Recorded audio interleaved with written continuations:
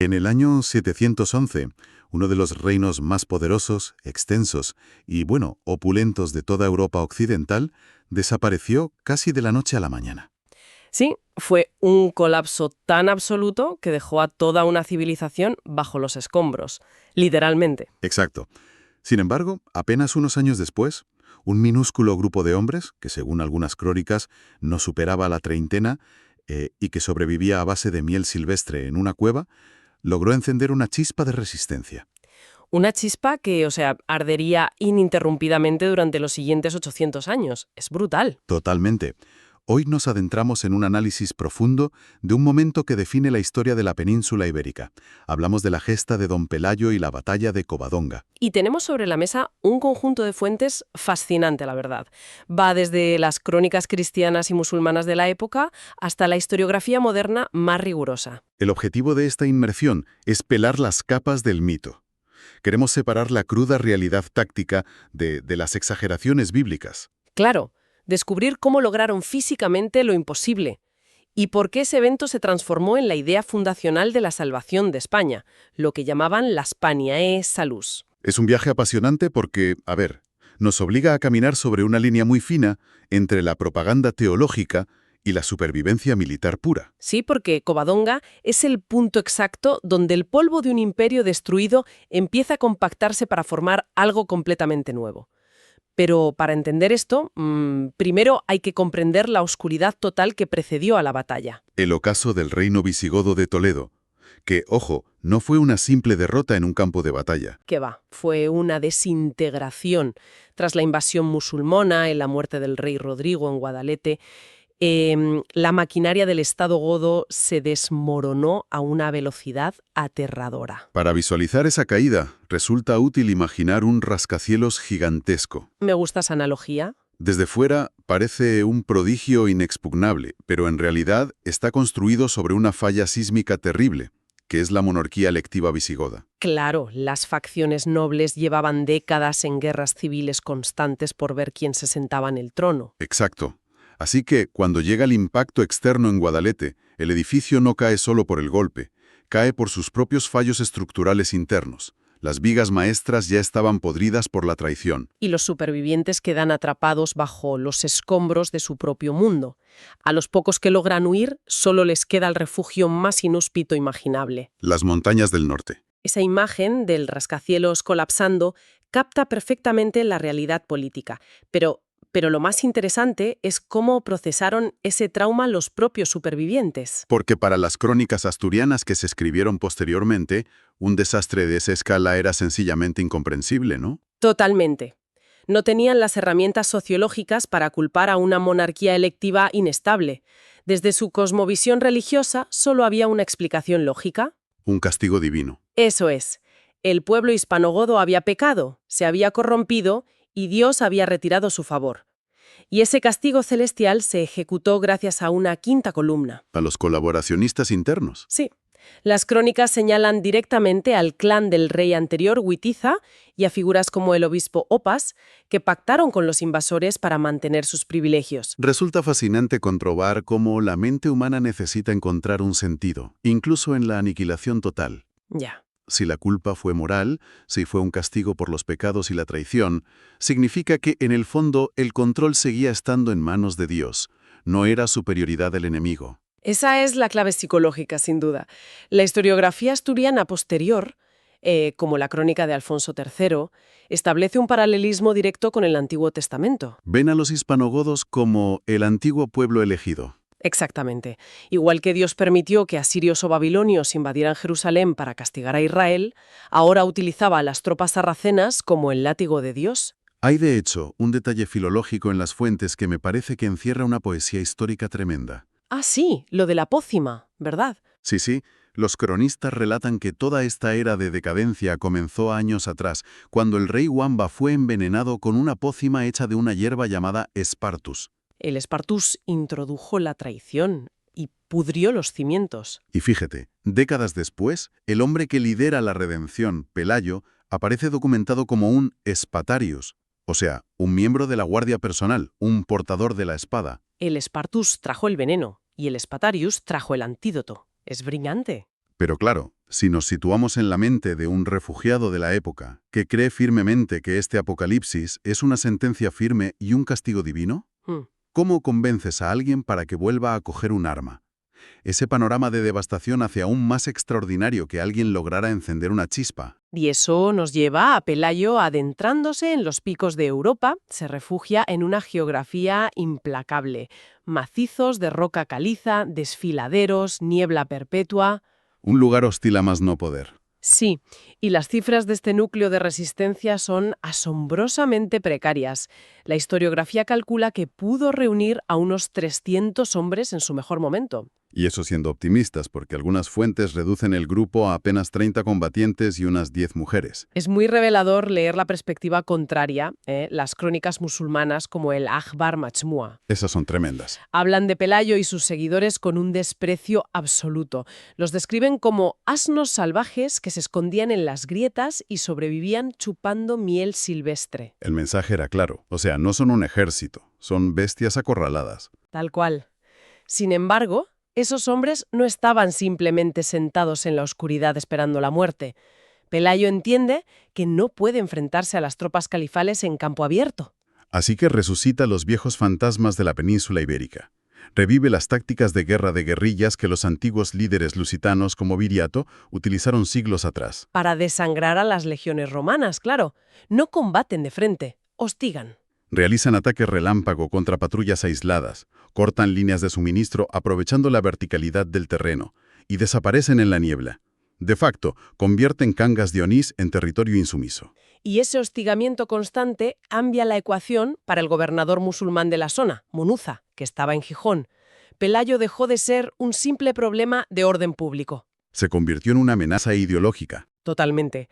El éxito de la expansión del califato omeya se basaba en la idea de un avance imparable, respaldado por la voluntad divina. Claro, si Pelayo lograba sobrevivir y establecer un minúsculo protoestado en las montañas, el mensaje para el resto de poblaciones sometidas sería devastador. Demostraría que la conquista no era irreversible. Llegados a este punto tengo que hacer de abogado del diablo. Porque, a ver, hay algo que parece desproporcionado en la narrativa tradicional. ¿En qué sentido? Pensemos en esto. Si uno es el gobernador de un imperio que va desde la India hasta el sur de Francia, y le dicen que hay 30 o 300 hombres famélicos comiendo miel en una montaña... Sí, la respuesta lógica sería enviar a una patrulla local. Exacto. Sin embargo, deciden enviar al general Alcamé, un comandante experimentado con una fuerza militar masiva, directamente a uno de los terrenos más letales de Europa. Es una buena observación. ¿Qué hacía a Pelayo tan peligroso como para justificar una expedición bélica de semejante magnitud? Pues, a ver, la respuesta radica en la teología del poder. En la concepción islámica del mundo de aquella época, el territorio se dividía entre la morada del Islam y la morada de la guerra. Ya, no había puntos intermedios. Exacto. Un foco de rebelión cristiana activa en un territorio ya conquistado era una anomalía inaceptable. Cuestionaba el relato de un dominio total. Munuza y sus superiores vieron que el prestigio estaba en juego. Permitir que Pelayo respirara era dejar la puerta abierta a una sublevación general.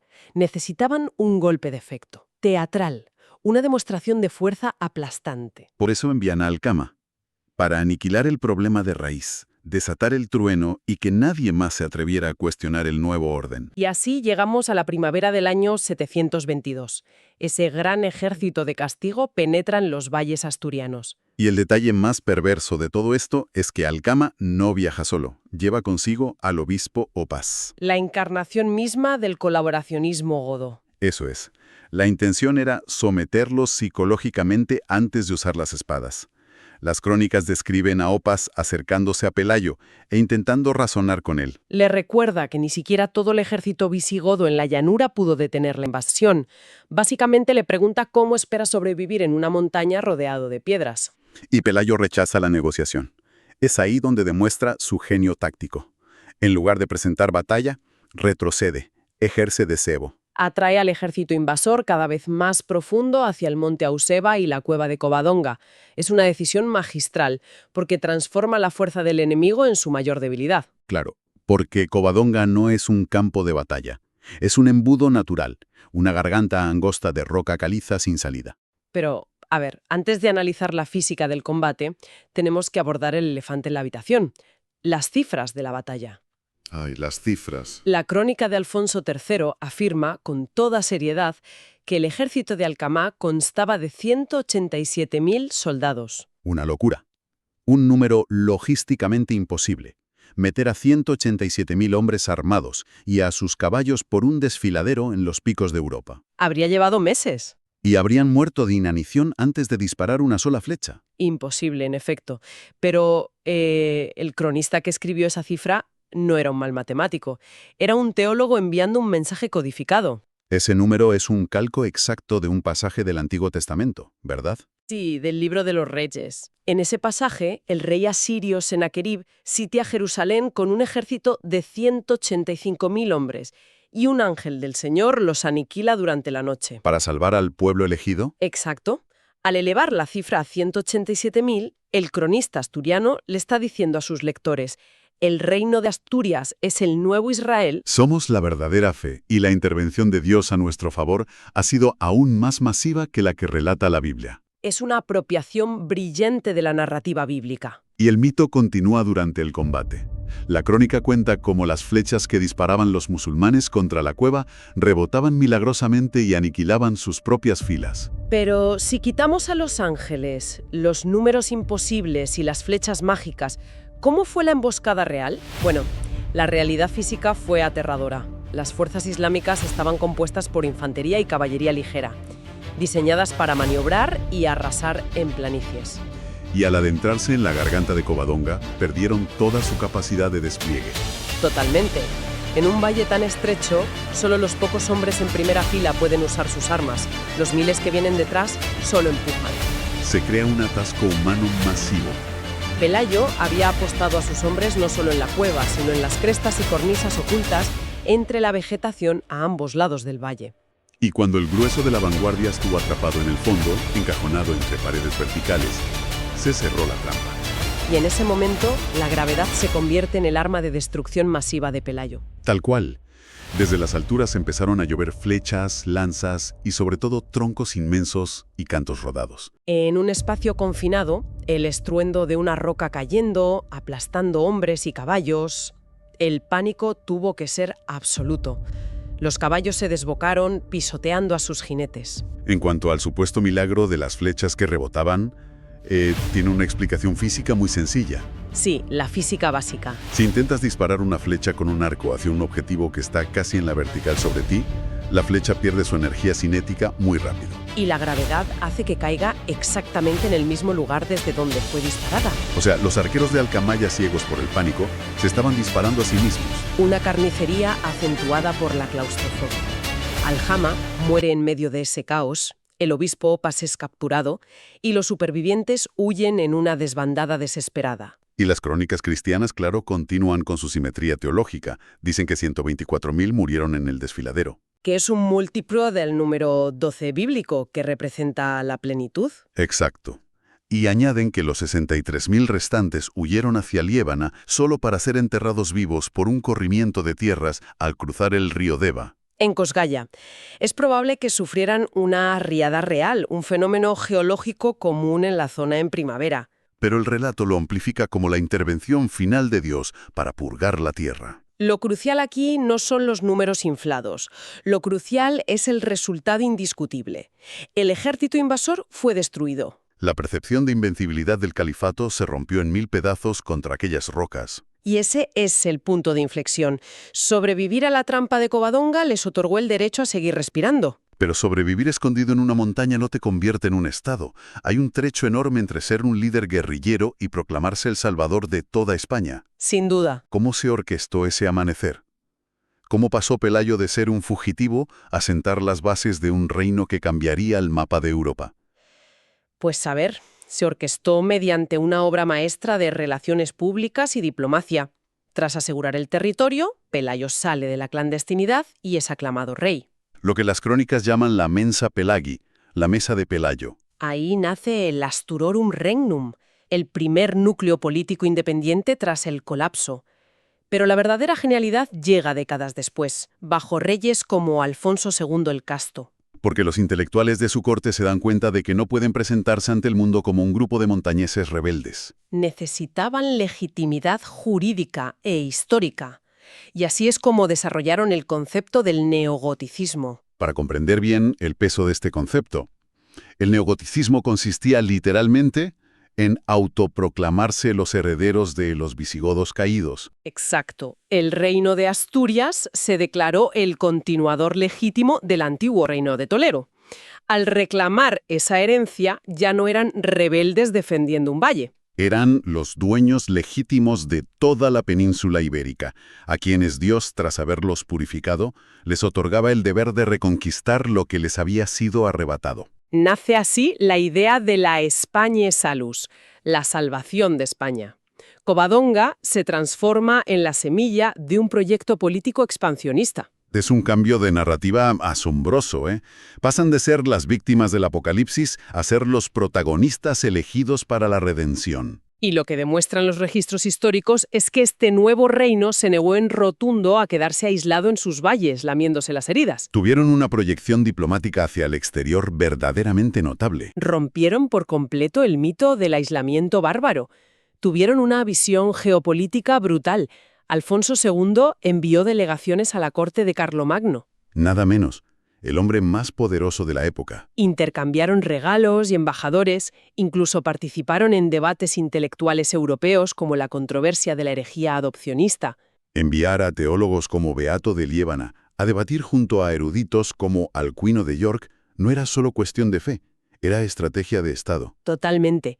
El mensaje para Europa era: somos cristianos ortodoxos, somos un reino civilizado y somos vuestros aliados naturales frente al Emirato de Córdoba. Esa diplomacia, sumada a las reliquias y al arte prerrománico, puso a Asturias en el mapa de la alta política europea. Si observamos el viaje en su totalidad, el arco narrativo es sobrecogedor. Lo es. Empezamos en el ocaso absoluto, el colapso vertiginoso de un mundo, la pérdida de todas las certezas y la parálisis de un pueblo que se creía maldecido. De ahí pasamos a la chispa. El rechazo a rendirse resucitando las tácticas de hostigamiento en las grietas de la roca. Para luego desatar el trueno, el uso despiadado de la geografía y el pánico para devorar a un ejército. Una victoria cimentada en el barro, pero revestida de una pátina divina. Y finalmente, el amanecer. La construcción intelectual del neogoticismo. Que transformó pura supervivencia en la base para recuperar un continente a lo largo de los siglos siguientes. Un imperio de ideas, levantado con escombros. Y esto demuestra que la historia humana rara vez se mueve solo por fuerzas materiales. Fueron las ideas, el relato de quiénes eran las que armaron los brazos de aquellos hombres. Sí, las ideas son el verdadero motor. Hay un detalle de la tradición asturiana que ilustra esto a la perfección y que cierra nuestra exploración de hoy. A ver. Las leyendas cuentan que, en las silenciosas horas previas a la emboscada, mientras el sonido de los caballos resonaba en el desfiladero, un ermitaño se acercó a Pelayo. Y no le dio un arma, ¿no? No. No le entregó una espada mágica ni un estandarte de oro.